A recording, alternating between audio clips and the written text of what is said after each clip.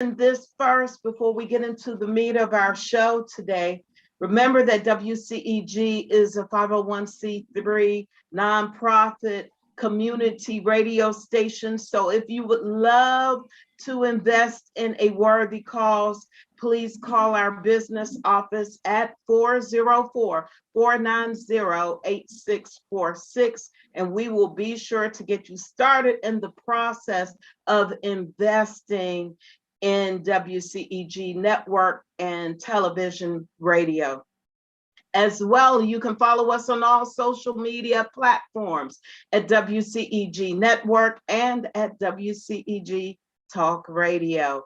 But for our show today, I am so honored to be interviewing Mr. Teddy Astin.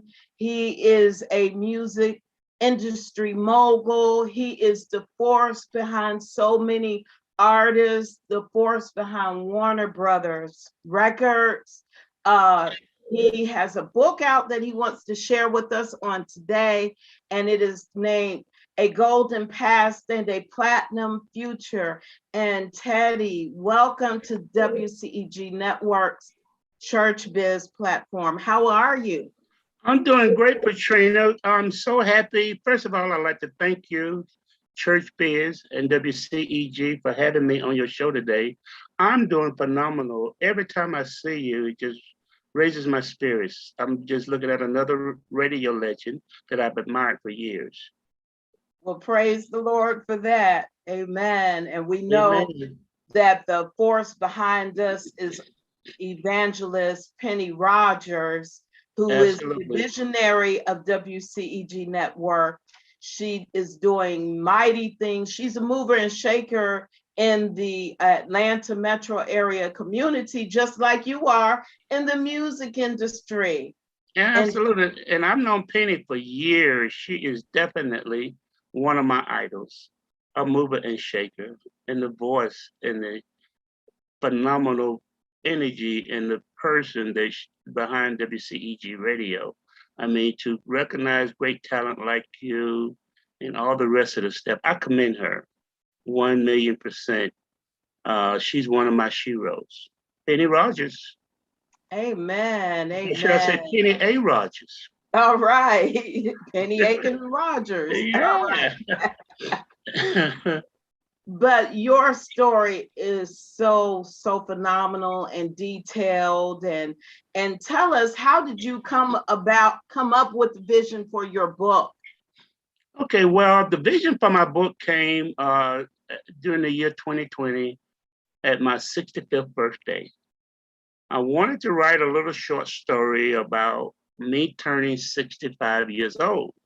You know, when most people turn 55, 60, 65, they're ready to kind of wind down. But my thought at the age of 65, I had such a great past and I have such a great future. I'm winding up. You know, it's kind of like getting in second gear at 65, you know what I mean?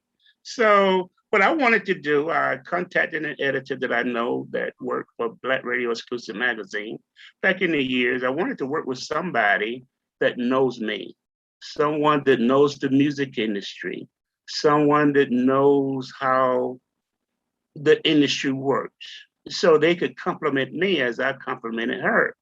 So we started writing, the short little bio on my 65th birthday.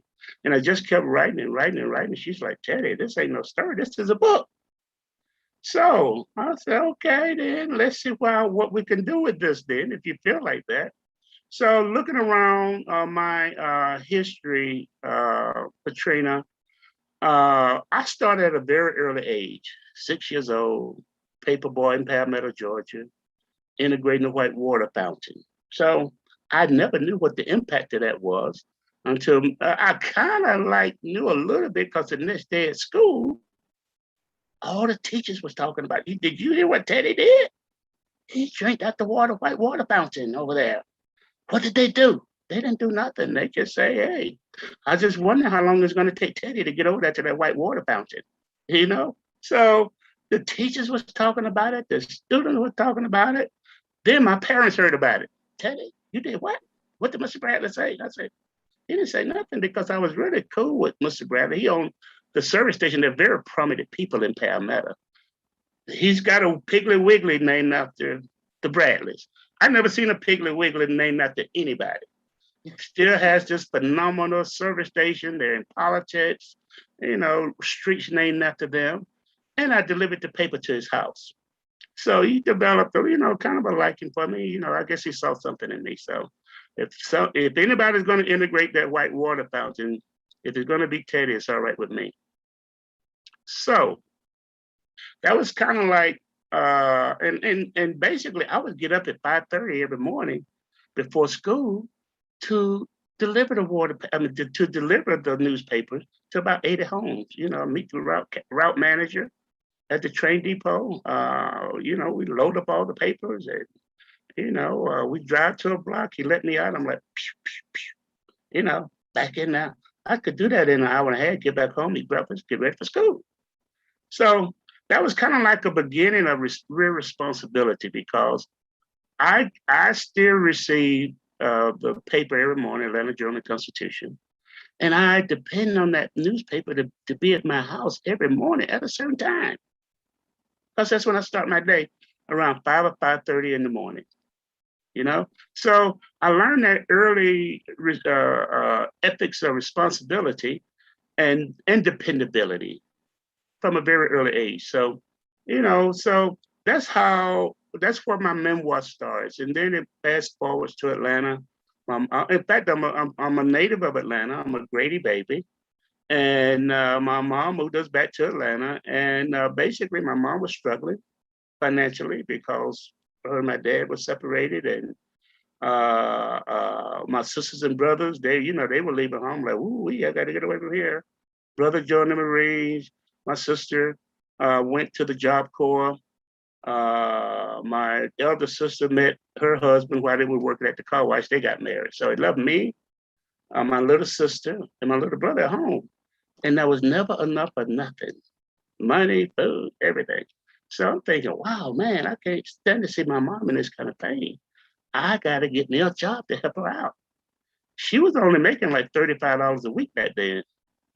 I got a job the next week, I'm making $45 a week.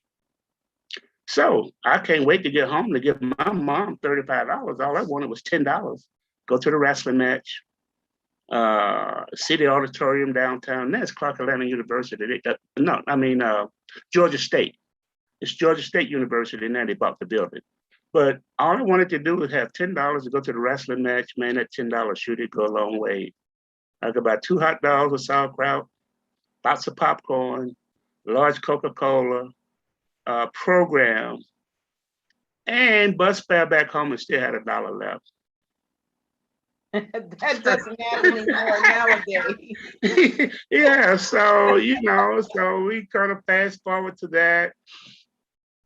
I started working at a restaurant on Northside Drive called Old Hickory House. Old Hickory House used to have a chain of barbecue restaurants all over Atlanta. Northside Drive, Camilton Road, Stewart Avenue, Memorial Drive, Car Parkway. And I worked at Northside Drive, but I was kind of like a swing man for all of them because they liked me. Teddy's available today. Can you come over here? Can Teddy come over here? But my friend Charles Gill worked at the Old Hickory House. Him and Gladys Knight lived in the same neighborhood. And he was very responsible for her recording her first record, Every Beat of My Heart. So Charles always had his hands in the music industry. He eventually caught the attention of Atlantic Records, and Atlantic Records hired Charles Gill from Old Hickory House. And I was still there. Charles and I had became very good friends. And I'm like, man, you got to get me out of this barbecue restaurant. The only barbecue I want to see is on my plate. So he's like, man, I see what I can do, Teddy. He got me a job working in the warehouse. So, man, that was my first experience in the music industry. 200,000 square feet of space with nothing but 8 tracks and albums and 78s, cassettes. Basically, that's where my music career started, in the warehouse. Then a year or so later, I was promoted to supervisor of the mailroom. And from supervisor of the mailroom, Warner Brothers Records was expanding their black music department, which meant that, hey, let's see who's would be a perfect fit for us. And they're looking around, and I had gone to the mailroom and really straightened it out. I was responsible for making sure that every radio station got the format of music that they needed in order to compete. And a lot of the radio stations and program directors were calling Warner Brothers and saying, wow, thank you.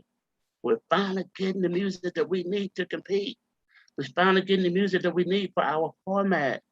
Teddy Astin is doing a phenomenal job there.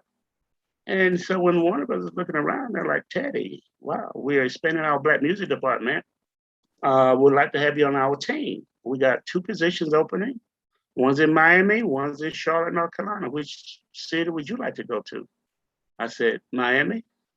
He said, they're like, why? Oh, I love the beach. I gave all the wrong answers. Let me tell you that up front. I said, oh, I love the beaches. It's close to Jamaica. I love the Bahamas. Never been to Cuba. It's only 90 miles away. So I think Miami would be a good fit for me. They're like, oh, really? We're sending you to Charlotte. you love it down there too much. No, that ain't where you going, man. But he knew he wanted me on his staff, but he knew that Miami as a 21-year-old man was not a good fit for me. So much stuff was going on down there, you know? So, and Warner Brothers wanted to get into the black music because black music was on fire in the 70s, 80s. Man, you know, Stax Records and Columbia Records and Epic Records, all of those record companies was having phenomenal success with black music. Not to mention all the black music soundtracks from the movies. So Warner Brothers wanted to get very serious about black music, and because prior to that, Warner Brothers was like a rock and roll and country and western label. So, okay, so let's get into black music. From black music, we get into jazz. From jazz, we're going to get into hip hop music, you know? So we covered all bases. So that was kind of like fast forward into me getting my foot into the door at Warner Brothers. So basically, you can say that I went from the mailroom to the Warner Brothers boardroom. All right, I love that. Now, what specifically was your job? How did you help institute the platform for Warner Brothers and the black music? Well, I've always had a great creative mind, at least I thought so. And being around all of these phenomenal people in the music industry, I knew that I would fit very well in there because basically my friend Charles Gear, that got me the job in the warehouse, he used to take me on the road with him. He used to take me to the radio stations, to record stores, to the concerts with Atlantic artists. So he gave me a very good feel of what the music industry and being a promotion and marketing person was going to be like. So when Warner Brothers started expanding their black music department, Charles said, I knew Teddy was going to be great because I trained him. And he was right. So I learned from the best. So when I got the job working for Warner Bros., I already knew what promotion was about. I was like years ahead of the rest of the staff because a lot of them didn't have any experience. So that gave me a head start on the rest of the staff that they never caught up. But I worked with some phenomenal people, but I was just blessed to get a head start. And the job of a promotion and marketing person, I was the regional director for promotion and marketing for the Carolinas, North and South Carolina.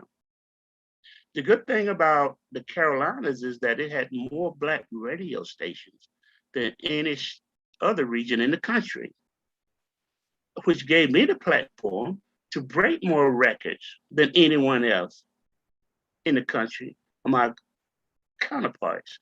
So it was, I developed it as a breakout market. And also I have to credit the program directors in those markets too, because they were saying, well, Warner Brothers, if you're gonna get serious about Black music, you're going to need a Black music rep up here. It'll be very good for the company's image.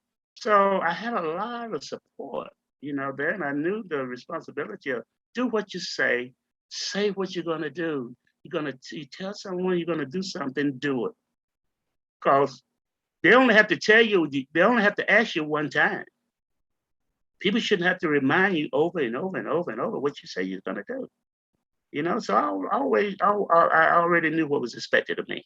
So I was able to create some of the best promotions for Warner Brothers artists in the country that the rest of the country adapted. Awesome, awesome. You've said so much as you told your story. For example, you have to watch out who you hang out with.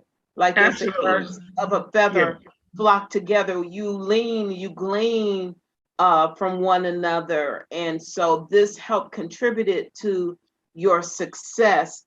In addition to, you started off early, like you said, you learned how to be dependable and responsible at an early age. So much of these principles, or many of these principles, our young people need today.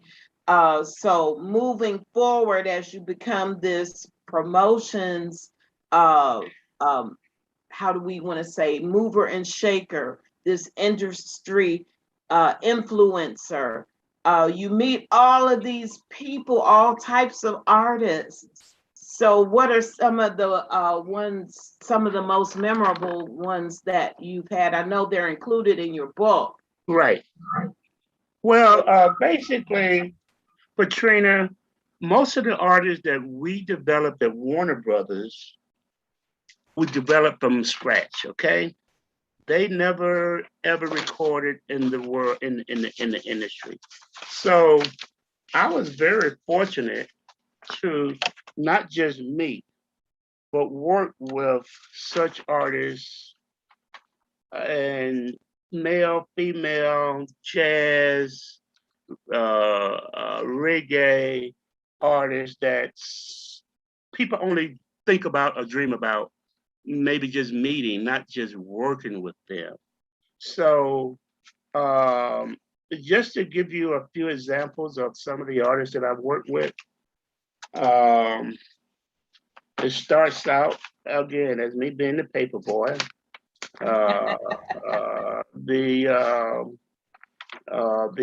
Princes of the world, Prince, Morris Denny Time, Vanity Six, Sheila E., David Sanborn, Bob James, The Foreplay, Big Daddy Kane, Biz Marquis, Bob Marley, Third World, Candy Staten. I mean, the list just goes on and on and on. Larry Graham, some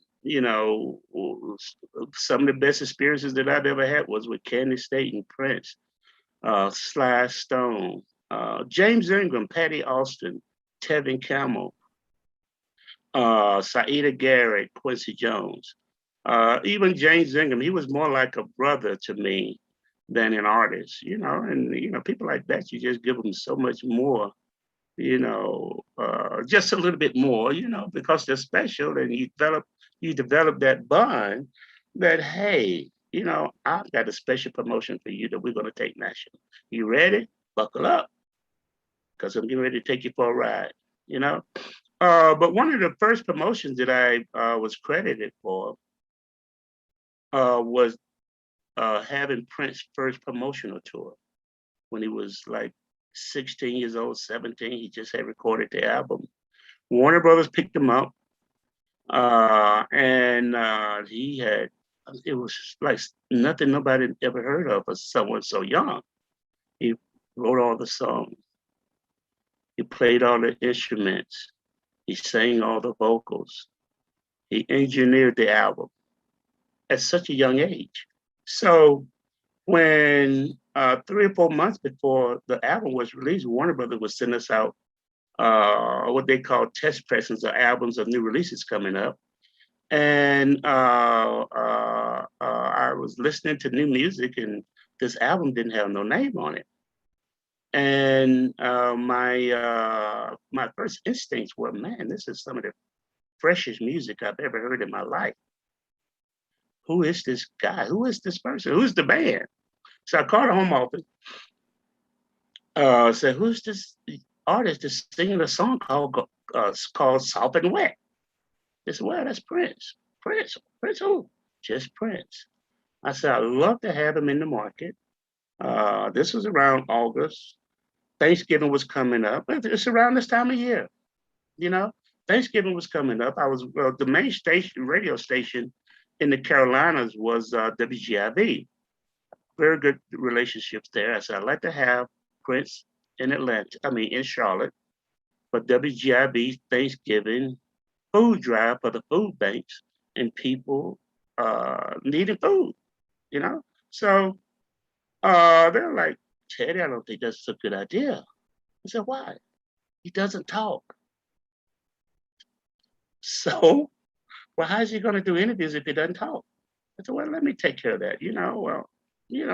I don't think would be too much to ask for a new artist, even if he is shy, don't talk. I think we can handle that. Because my first impression was if he don't talk, he don't like a lot of pressure. And if you don't give him no pressure, I think things are going to be okay.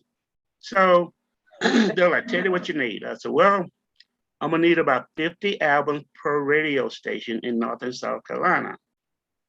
Ooh, that's about 3,000 albums. Okay. What else you going to need? I'm going to need about 10,000 albums in the record stores because all the record stores got it onesies and twosies. You know, we gotta beat this thing up. Okay, what else you need? I'm going to need Warner Brothers to buy 18-60-second spots on each radio station in North and South Carolina. Wow, how much is that going to be? Probably about 15 grand. Wow, $15,000. That doesn't sound like a lot of money now. But in 1978, 79, spending that kind of money in one market, that was a lot of money. Okay, Ted, okay. What else you need? I'm going to need 2 tractor trailers. What? What do you need 2 tractor trailers for? We're going to have so much food. We got to have some place to put it. I really thought this thing out. So, okay, Teddy. Is that it? I said, no. I'm going to need my good friend Slack Johnson to cut the spot for all of these radio stations so everybody will hear the same message at the same time. You want to meet Prince? He's going to be in Charlotte on Thanksgiving. And if you want an autograph, you got to buy non-perishable food. At least 3 or 4 cans of non-perishable food. People brought boxes of food.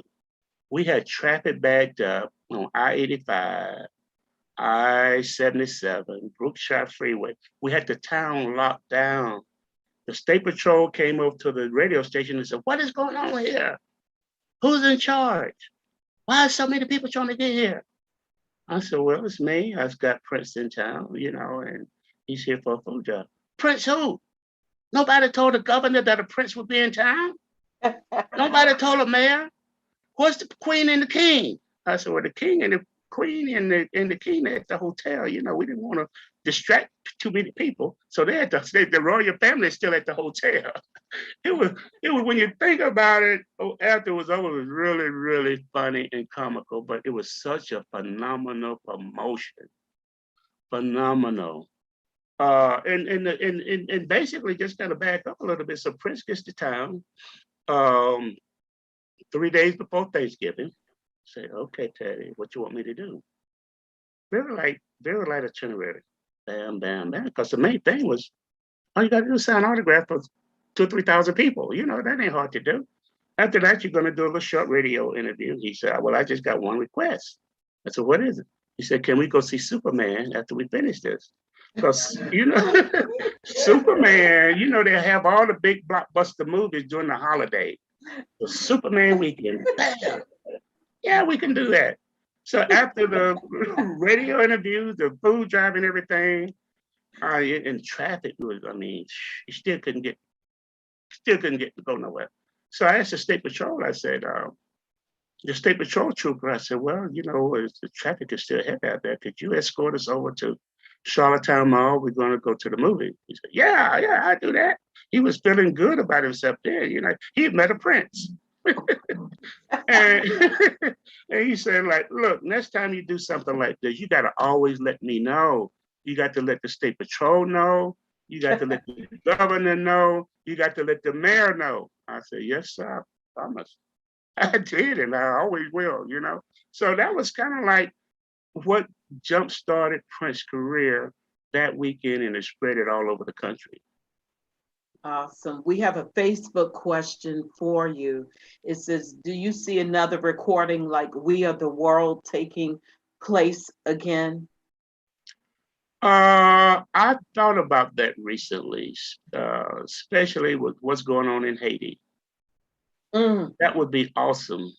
That would be awesome. And if I was still involved in the music industry like I was back then, I certainly would attempt to gather enough producers and artists and organizers to do something like that. I'm surprised it hasn't happened.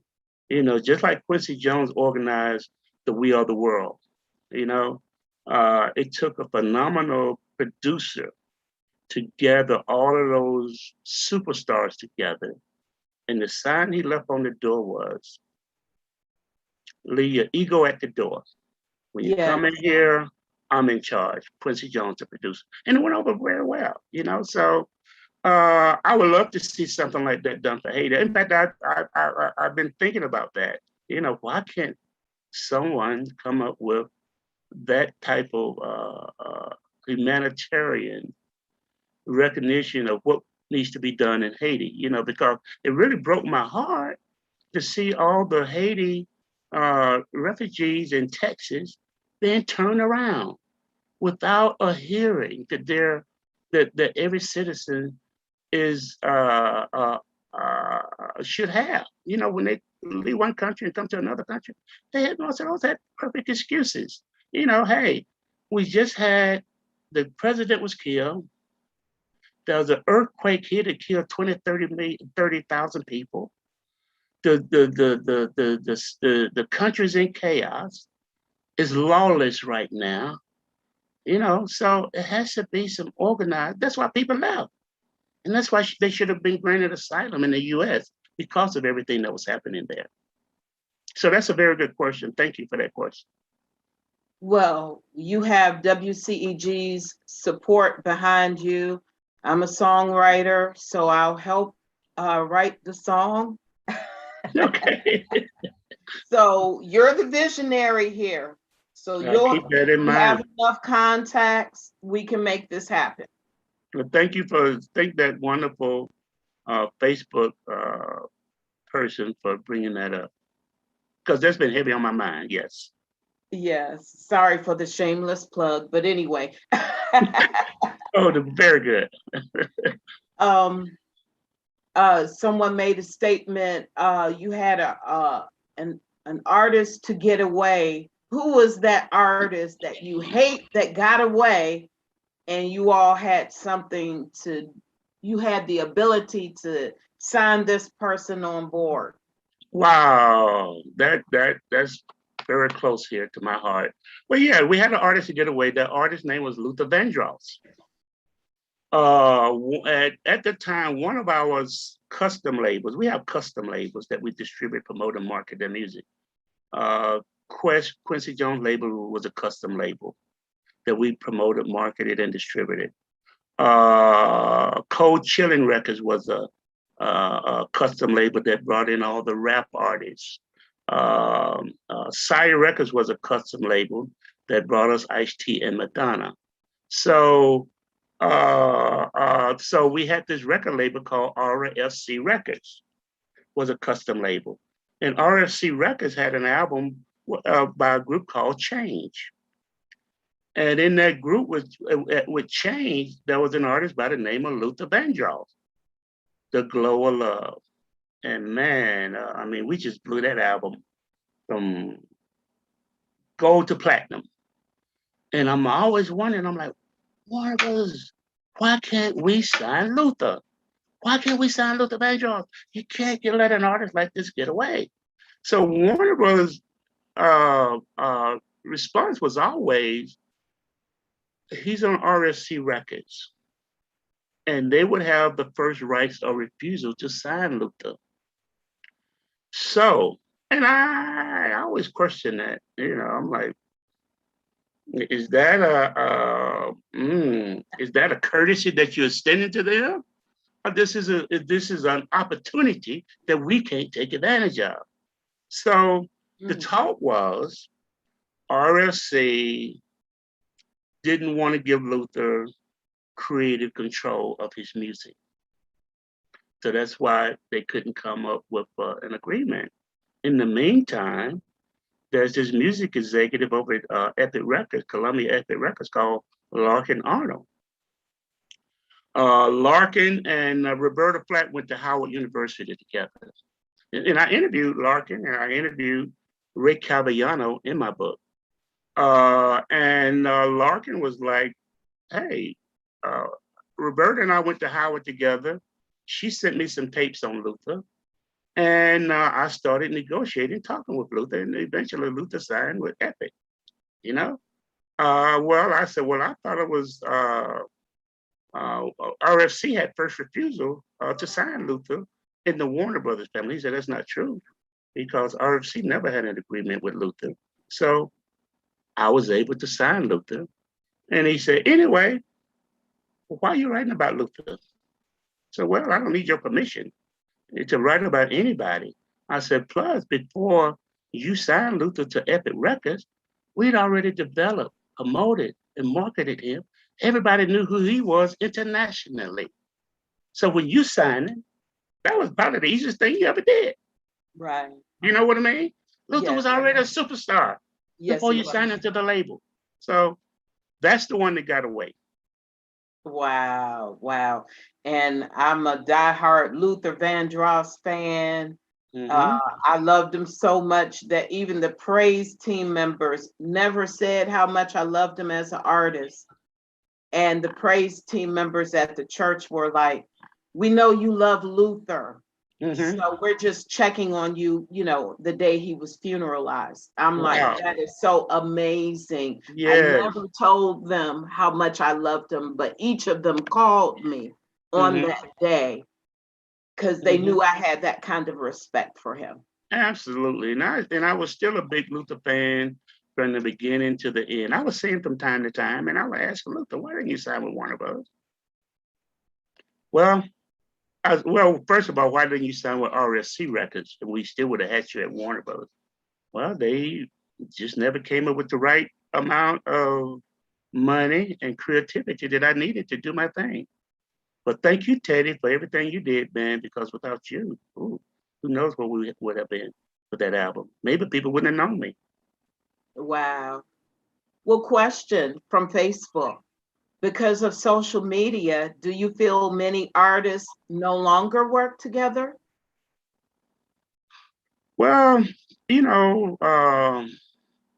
artists, of course, artists still work together. It's just a matter of who you know, who knows you, and who's in their circle. You know what I mean? So nobody can do this by themselves. But what I can say is I think artists are a lot smarter today than they were 20, 30 years ago, because a lot of artists now know how to use social media. They utilize the marketing skills. They know how to hold on to their publishing now, because back in the old days, artists would just sign to a record label. They didn't know nothing about publishing.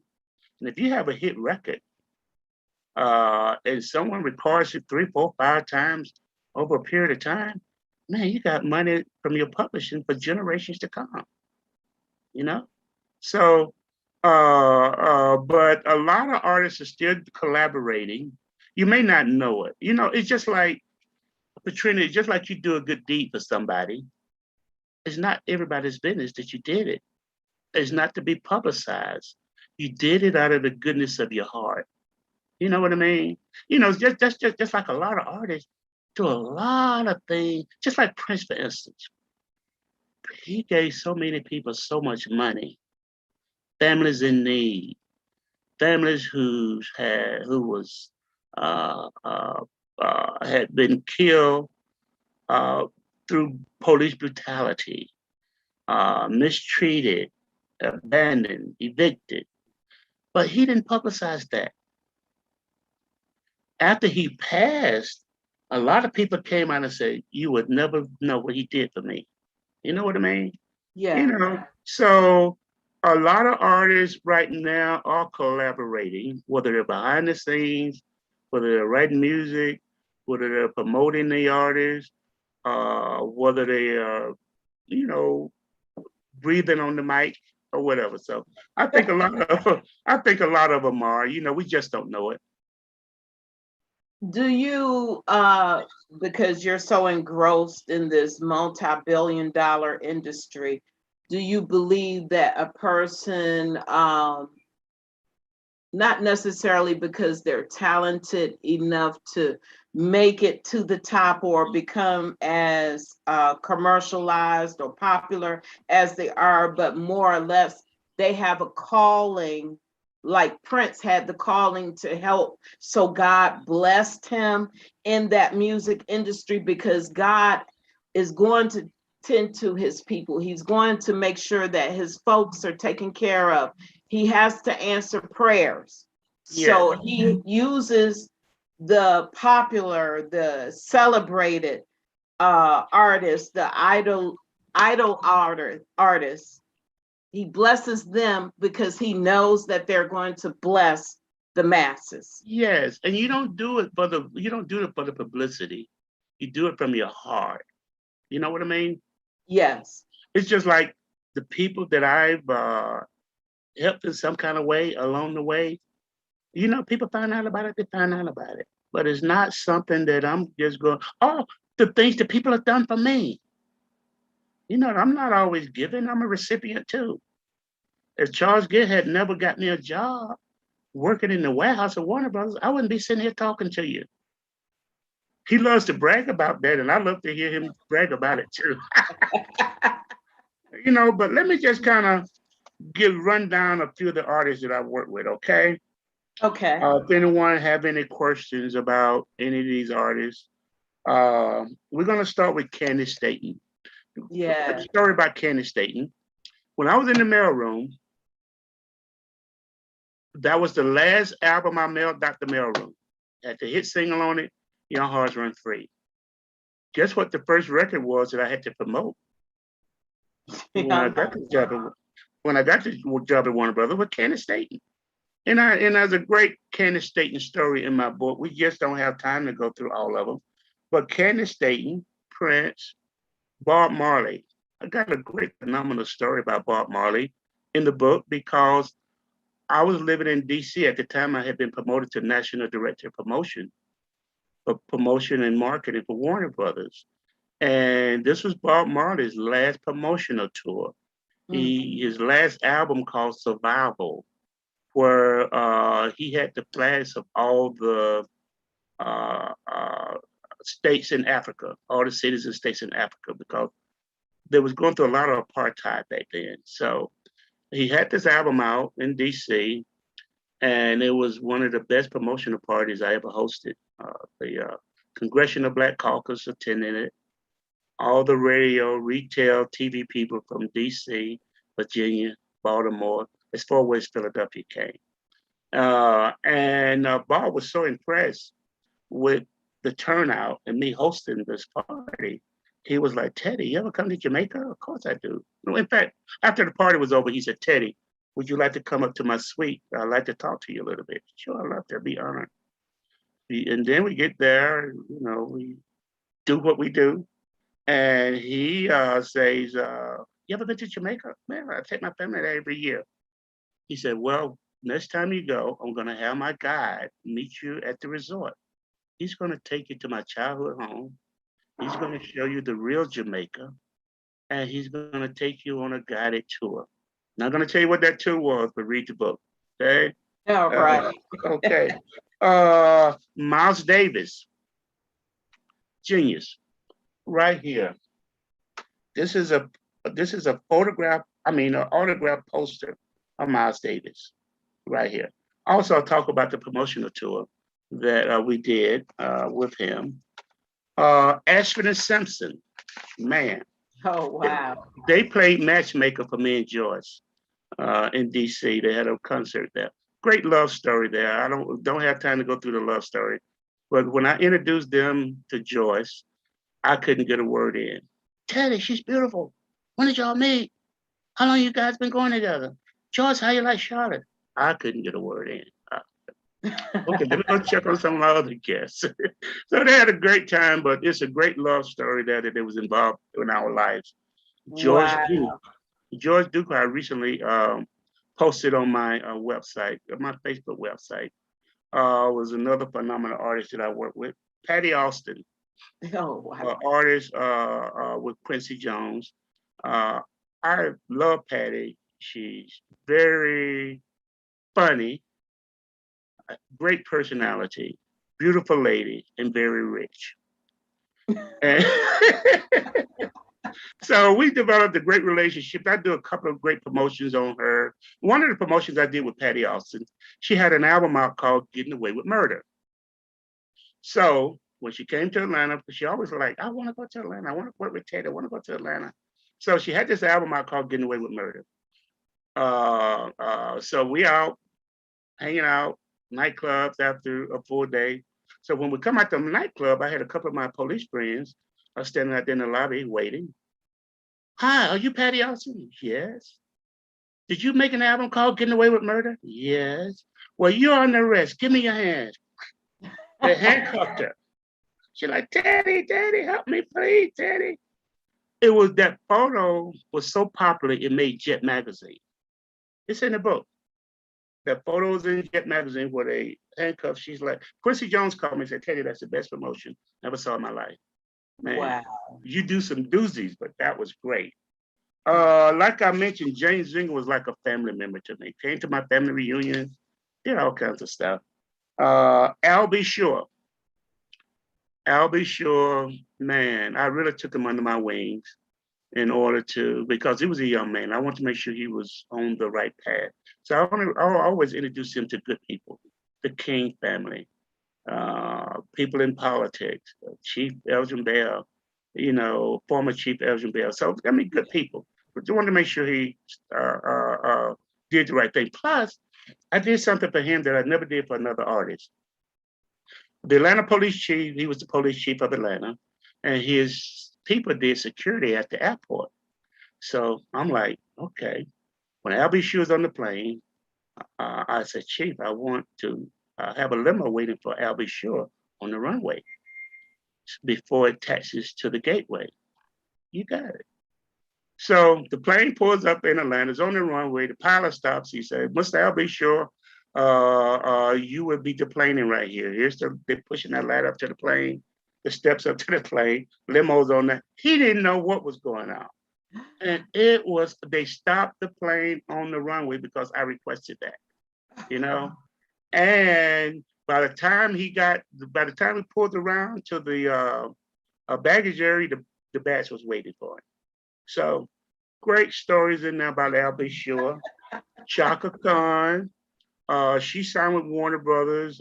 She was one of the established artists that Warner Brothers signed after her career with Rufus. Great, phenomenal lady. Got photos in there with me, city council members, police chief, and everything. Phenomenal lady. She has a beautiful photograph she autographed for me in there. It's called Hey Teddy, thanks for number one. Thanks for number one. Norman Whitfield. Okay. Norman Whitfield, he was one of the producers that produced the sound of the Motown sound. So he brings Rolls Royce to the label, Whitfield Records.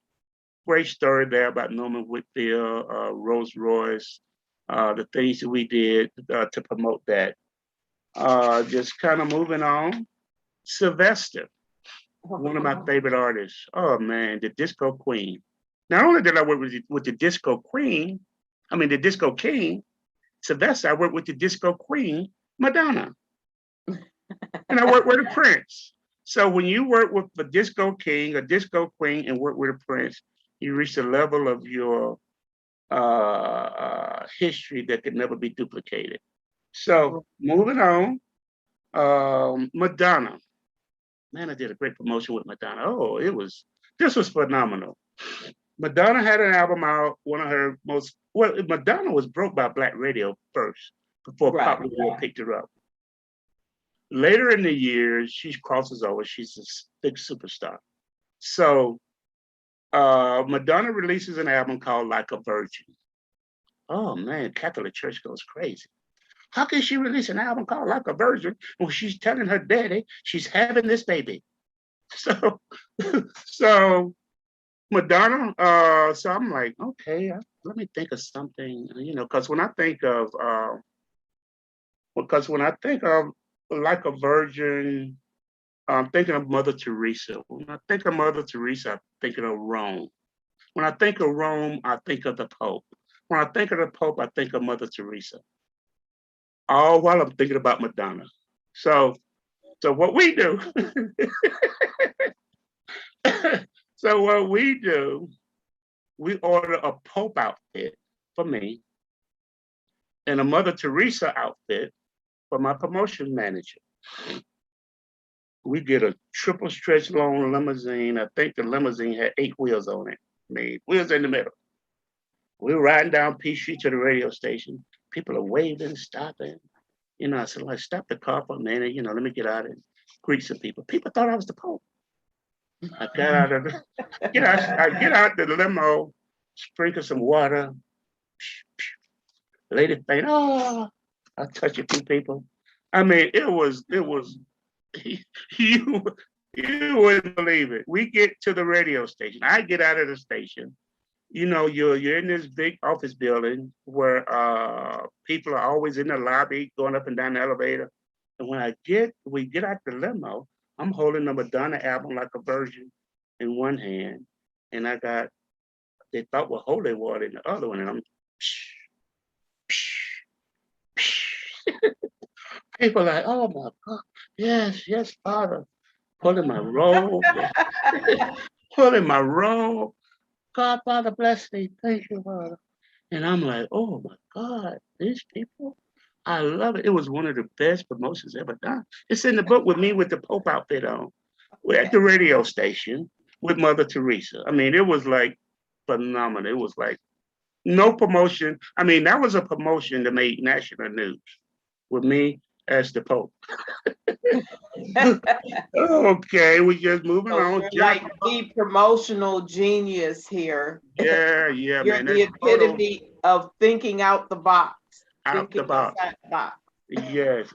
Jennifer Holliday, another great artist. I worked with Frankie Beverly. He signed with Warner Brothers. He was one of the artists that signed with Warner Brothers after leaving Capitol Records because he never had a record to cross over until he got to Warner Brothers. Atlantic Star was another artist group that came to Warner Brothers because they never had a record to cross over until they came to Warner Brothers. Wow. Ice-T, one of the first rap artists that I worked with on Sire Records, distributed by Atlantic. And he had this gangster persona for one of the smartest people I ever met. Very intelligent, very intelligent. And we can see that now, even in his commercials, his acting, his reality show with his wife. He's a lot of the artists really are intelligent. The rap artists, we just have to sit and listen to them. Absolutely. Sly Stone. I worked with Sly Stone here in Atlanta on his last promotional tour. I wish we had time to go through every promotion that I did with everybody, but I'm just gonna kind of fast track, if you don't mind, of talking about some of these artists. Larry Graham came to Warner Brothers after he left Sly and the Family Stone as a solo artist. Had his first platinum album, One in a Million. Platinum album and platinum single. George Clinton brought the funk to Warner Brothers with Bootsy Collins and the Funkadelic. Good thing about George Clinton, man, this guy he offered me a job, but it wasn't the right time or the right place. But this guy he's one of the smartest musicians I've ever known. He had like 5 or 6 record labels, 7, 8 different artists. I'm gonna name a few. All of them on different labels, okay? Boosie's Rubber Band, Oh yeah. Parliament, Funkadelic, The Brides of Funkenstein, George Clinton Solo, Fred Wesley and the Horner Horns, Maceo Parker, all over the place. He's the first artist that had multiple artists, multiple labels all over the place. So that's who Prince learned from. Prince said, Teddy, if George can do that with all of those artists all over the place, Warner Brothers is giving me my own label. Now that Warner Brothers is giving me my own label, I can do it under one label and I can keep up with the money. Not only is it Warner Brothers Records, it's Warner Brothers Motion Pictures, where he'd already done 3 movies. But once he got this movie thing down, and once he was able to establish his record label, Paisley Park, man, this guy's on fire. Now, there's Prince, there's Apollonia, there's March Day and the Time, there's Sheila E., there's Vanity 6, and Warner Brothers Motion Pictures to promote his movies. What else can you, it doesn't get any better than that. Jasmine Guy, one of my homegirls here. Had the pleasure working with her. Pictures, everything that I'm talking about, photos are in the book. Jasmine is, really special to me because she's from Atlanta. Homegirl, her very prominent parents. Yeah. And I had to do my thing there at the upcoming Jack the Rapper conference. Jack the Rapper was a music conference that people came from all over the country. Artists, promotion, marketing, record labels, all came to Atlanta once a year for his conference. Biggest, baddest, best conference of all time for years. So that's kind of like fast tracking through